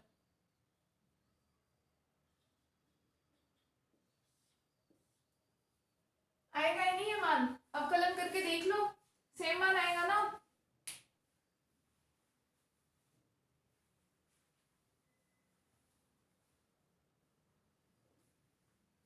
ठीक है, यही मान आएगा। क्लियर है, तो ये मान हम यहाँ रख देते हैं। एक बार इसको 2E/m को हम v स्क्वायर के रूप में ये भी छोड़ देते हैं।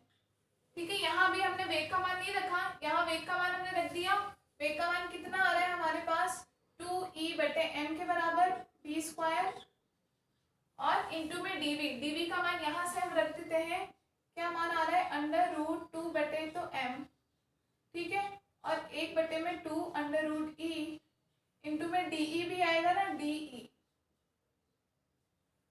इंटू में डीई, सारे के सारे मान हमने यहाँ पे रख दिए अभी बस।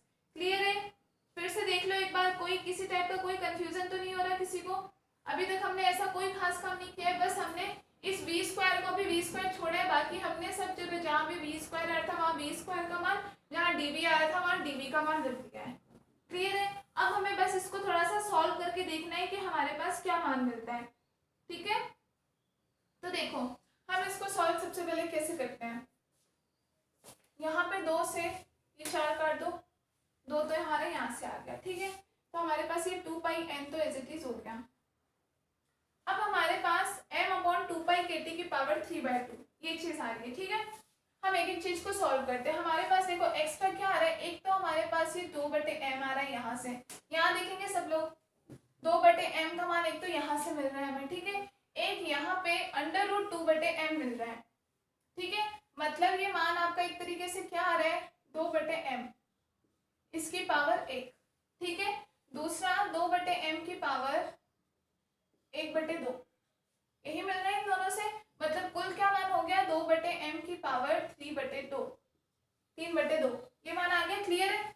यहाँ पे हमारे पास m/2π/kt की पावर भी 3/2 है, इसकी पावर भी 3/2, तो इन दोनों को हम एक साथ लिख लेते हैं। तो m/2π/kt इंटू में 2/m और इस पूरी की पावर 3/2। समझ में आ गया कैसे? देखो एक बार फिर से देख लो जिनको ध्यान नहीं है, हमने क्या किया, सारे मान तो हमने यहाँ पे रख ही दिए थे। क्लियर है? हमने एक तो 2/m लिया, एक एक चीज अब हमें सॉल्व करते जाने इजी वे में। 2/m ले लिया हमने और यहाँ पे 2/m की पावर 1/2, तो टोटल पावर 3/2। ठीक है, इसकी पावर भी 3/2 है, इसकी पावर भी 3/2 थी, तो हमने दोनों को एक साथ लिख दिया। हो गया ये काम तो खत्म। अब देखते हैं हम e। अब एक तो e हमारे पास बच रहा है ये, और एक बच रहा है 1 में e बच रहा है। ठीक है, इस 1 में √e है, मतलब e की पावर 1/2 है, ये 1 में e की पावर 1/2 ये मान दे रखा है। इसको हम ऊपर लेके जाते हैं तो क्या बन जाएगा e की पावर -1/2। क्लियर है? इसके साथ में एक e यहाँ ऊपर ऑलरेडी है, e की पावर 1, तो e की पावर 1 - 1/2 कितना बच जाएगा e की पावर 1/2। समझ में आ गया? ये सॉल्व आप लोगों को करना था, मैं फिर भी करवा रही हूँ ताकि बार बार आपको समझ में आ जाए। देखिए एक बार फिर से 1/√e 1/e की पावर 1/2 है। ठीक है, इसको हम ऊपर लेके गए तो क्या बच गया e की पावर -1/2 बन गया। साथ में एक e यहाँ पे है, तो e की दोनों पावर क्या हो जाएगी 1 - 1/2, मतलब e की पावर 1/2 लिख लेंगे हम इसको, e की पावर 1/2। तो हमारा e का काम भी खत्म हो गया। क्लियर है? अब हमारे पास ये बच रहा है e की पावर में। अब e की पावर में आप देखो -mv²/2 बन रहा है, इसलिए हमने यहाँ पे e का मान नहीं रखा। क्यों फालतू हम रख के उसको लेंदी करें, यहाँ तो हमें सीधे ही मान मिल रहा है ना, -mv²/2। mv²/2 किसका मान है? e का मान है यहाँ से, e बराबर 1/2 mv² तो है, यहाँ में बन रहा है 1/2 mv², मतलब ये e की पावर कितना हो गया माइनस में e और अपॉन में kt तो है इंटू में डी। क्लियर है? अब यहाँ पे आप इसको और सॉल्व कर लो, m से m कैंसिल, 2 से 2 कैंसिल। क्लियर है? तो मान क्या हो गया आपके पास 2πn into 1/πkt power 3/2 e की पावर 1/2 इंटू e की पावर -e/kt इंटू में डी। ये फाइनल रिजल्ट हमारे पास क्या मिलता है NEDE का, ऊर्जा वितरण फलन। NEDE लिख लीजिए।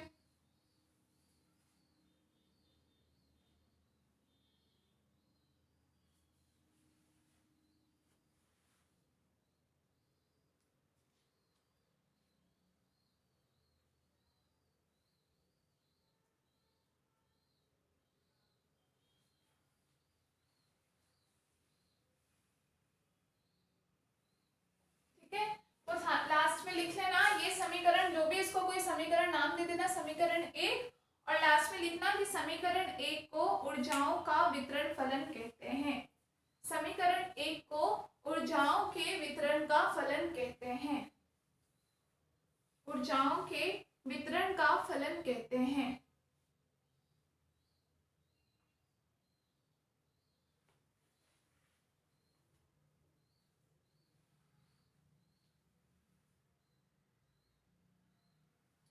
लिख लिया। समीकरण 1 को क्या कहते हैं, ऊर्जाओं के वितरण का फलन हमारे पास आया है, ठीक है। तो ऊर्जा वितरण फलन के लिए अगर हम ग्राफ देखें कि हमें ग्राफ कैसा मिलता है, तो सेम जैसे पहले हमने वेगों के लिए ग्राफ देखा था उसी प्रकार से हम यहाँ भी बनाएंगे।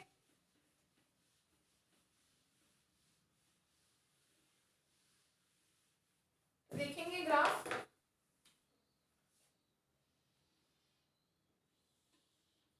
प्रायिकता क्या हो जाएगी, डी एन ई बटे में एन ई, प्रायिकता हो जाएगी हमारे पास, बटे में डिवाइड कर देंगे, वही सेम प्रायिकता का मान आ जाएगा, ठीक है। या बटे में डीई के रूप में लिख लो इसको, बटे में डीई, ठीक है। प्रायिकता, इसका हम ग्राफ बनाएंगे, इसका किसका, ई बटे के टी के साथ में, ई बटे के टी आ रहा है ना आपके पास एनर्जी का मान, ठीक है। ई बटे के टी के साथ ग्राफ बनाओ तो ग्राफ कैसा आएगा, ठीक है। तो अब आप लोग फिर एक बार देखिए, यहाँ पे ध्यान दीजिए, आपके पास प्रोबेबिलिटी, मान लो इसको अपॉन में डी मैंने कर दिया, ये आपकी प्रायिकता बन गई, ठीक है। अब इस प्रायिकता का मान डी करने का मतलब इधर पे डी कर दो, डी हट जाएगा, क्लियर है ना। ये प्रायिकता के लिए मैं बता रही हूँ इस कंडीशन में। अब आप देखो इसका मान क्या हो रहा है, एक तो डायरेक्टली डिपेंड कर रहा है ई की पावर 1/2 पर, क्लियर है। मतलब जैसे जैसे हम प्रायिकता का मान बढ़ाएंगे या जैसे जैसे हम एनर्जी का मान बढ़ाएंगे तो प्रायिकता का मान क्या, उसके स्क्वायर के बराबर बढ़ेगा।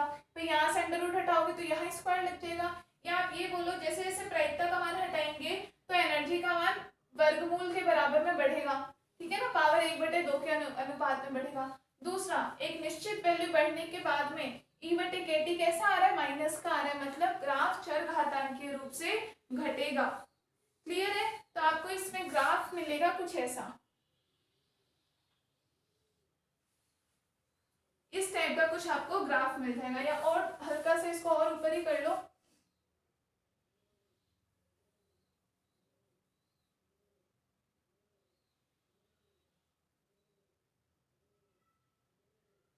ये आपको ग्राफ मिल जाएगा किसमें, डी एन ई बटे डी, प्रायिकता का ई बटे के टी के साथ में, ठीक है। तो ये ग्राफ आपका क्या कहलाता है, इसे ऊर्जा वितरण फलन का आलेख कह सकते हो या इसका ग्राफ मिलता है, क्लियर है, समझ में आ गया। एक पर्टिकुलर वैल्यू तक यहाँ आप लिख लेना, ये मान तो प्रोपोर्शनल टू किसके है, जब ई की पावर 1/2 के, कि जब इसके डायरेक्टली अनुपातिक है प्रायिकता का मान, तब तो क्या होगा कि ई बटे के टी बढ़ने के साथ साथ, एनर्जी बढ़ने के साथ साथ प्रायिकता भी यहाँ तक बढ़ रही है। यहाँ तक बढ़ने के बाद एक मैक्सिमम मान के बाद क्या होगा, ई के ज्यादा मान के लिए इस पर डिपेंड करेगा, जैसे जैसे ई बटे के टी का मान ज्यादा करते जाओगे तो फिर इस पर डिपेंड करेगा और इसके कारण चरघातांक के रूप से कम हो जाएगा। तो ये प्रोपोर्शनल टू हो जाएगा ई की पावर माइनस ई बटे के टी, इसीलिए चरघातांक के रूप से कम हो गया, क्लियर है, बना लो।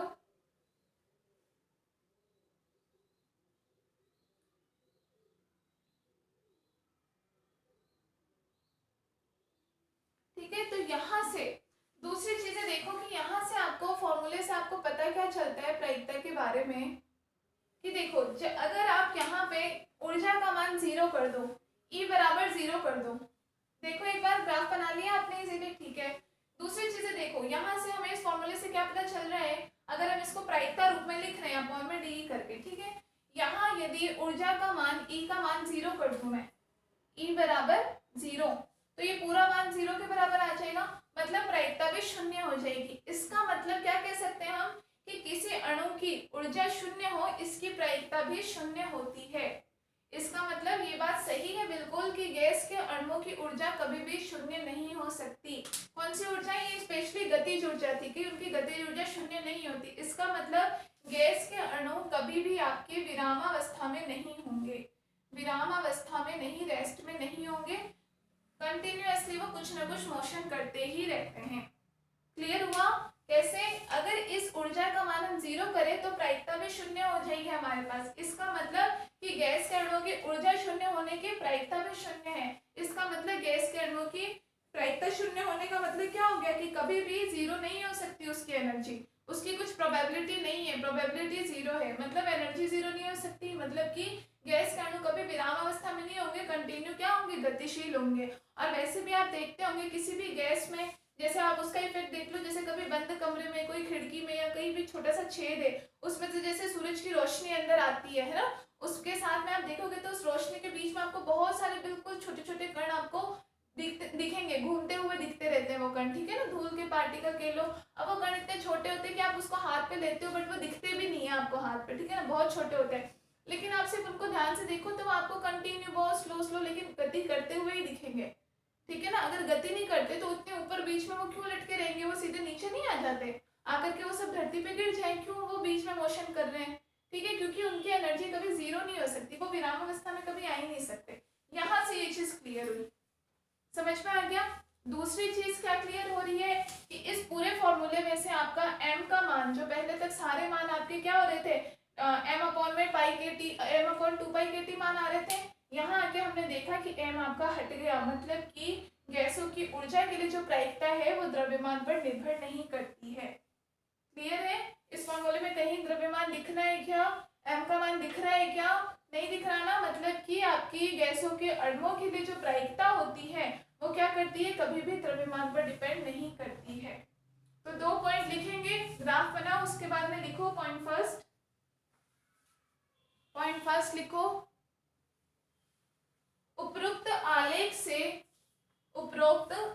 से या ग्राफ से यह सिद्ध होता है, उपरोक्त आलेख से यह सिद्ध होता है कि जब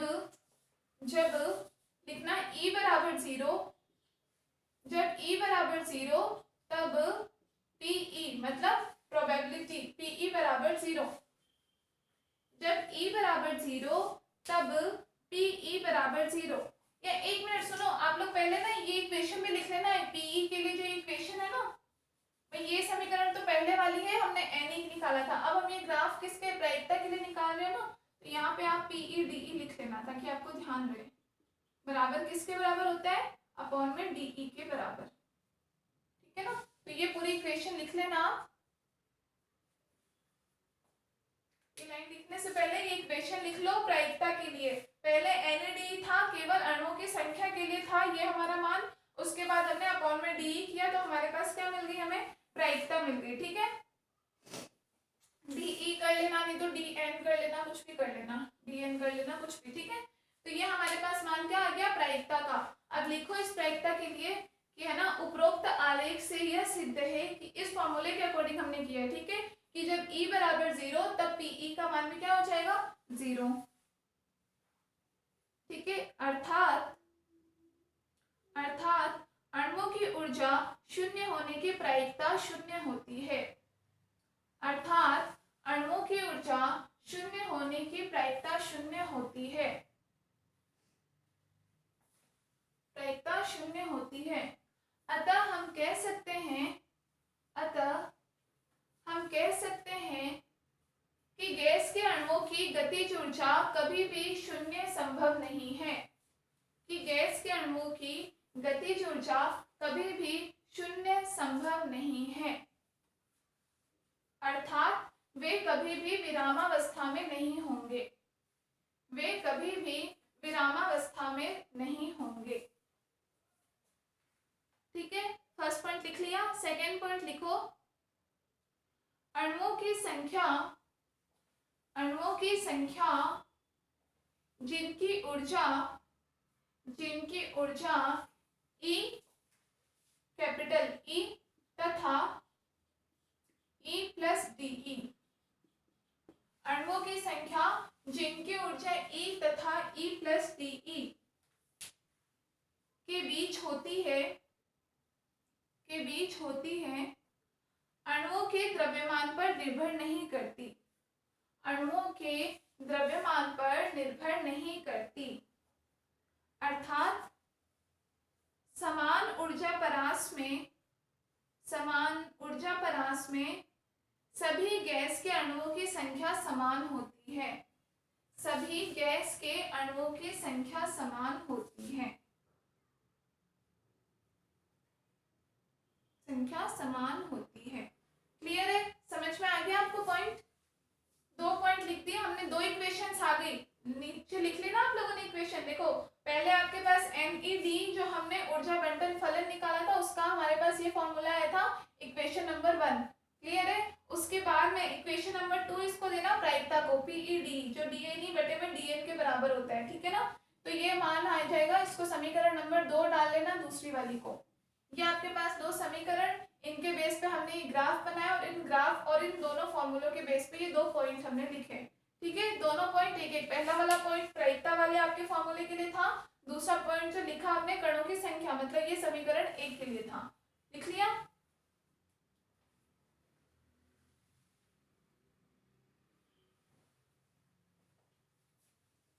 ठीक है, और ग्राफ का आपको समझ में आ ही गया कि मान किस प्रकार से कम हो रहा है या ज्यादा हो रहा है। ठीक है, तो ये आपका हो गया ऊर्जा बंटन फलन। अब ऊर्जा बंटन फलन में भी हमें एक दो चीजें और निकालनी पड़ेगी। कौन सी? जैसे हम यहाँ पे भी अधिकतम प्रसंभाव्य इनकी ऊर्जा क्या होगी वो हमें देखनी पड़ेगी, या औसत ऊर्जा का मान क्या है, ये सब। ठीक है ना? आपको यहाँ से समझ में आ गया। पहली बात तो हम सब में क्या निकालेंगे, अणुओं की संख्या NEDE या NBDE, और जब प्रायिकता निकालनी पड़ेगी तो अपॉन में n, ये हमारी क्या हो जाती है, प्रायिकता PE। क्लियर है? प्रायिकता। और दूसरी चीज क्या कही कि प्रायिकता कभी भी ऊर्जा शून्य हो तो उसकी प्रायिकता भी शून्य होगी, मतलब अणुओं की ऊर्जा कभी शून्य नहीं हो सकती। और दूसरा, कणों की संख्या कभी भी द्रव्यमान पर डिपेंड नहीं करती है। ठीक है, यहाँ द्रव्यमान नहीं आ रहा ना, तो द्रव्यमान पर निर्भर नहीं करती है। ठीक है, इसका मतलब कोई भी सेम आपने परास लिया, मतलब इतना रेंज अगर हमने ले लिया E से E+D, तो ऐसे सब परास में अणुओं की संख्या समान होगी। ठीक है, तो ये आपका किसका हो गया, ऊर्जा का सिद्धांत। अब हम इसमें अधिकतम प्रसंभाव्य ऊर्जा वो भी निकालेंगे, बट वो हम करेंगे नेक्स्ट क्लास में। ओके, तो अभी के लिए बस इतना ही। इसको अच्छे से पढ़ लो और जो भी कैलकुलेशंस बताइए उनको एक बार सॉल्व करके देख लो। Okay, thank you.